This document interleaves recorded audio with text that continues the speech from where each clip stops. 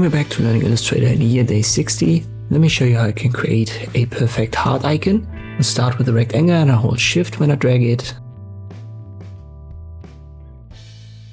I give it a fill, no stroke. Let me make that red.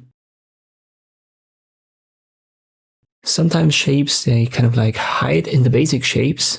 So rectangle is a basic shape. Let me give that the same width and height. Up here I use 200. And then I hold Alt and I drag a copy out of there.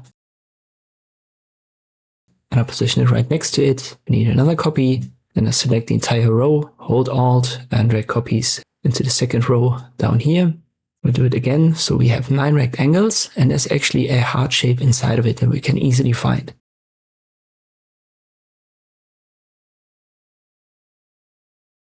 But to see it, we need to select it all and then rotate it while holding Shift, only 45 degrees, delete the top one. And now we want to create a rounded corner right here, but don't do it with the selection tool. Instead, switch to the direct selection tool and then only select the top one.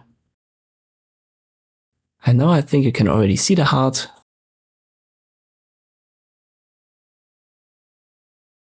We need to round this one and the one on the left as well. And there you go.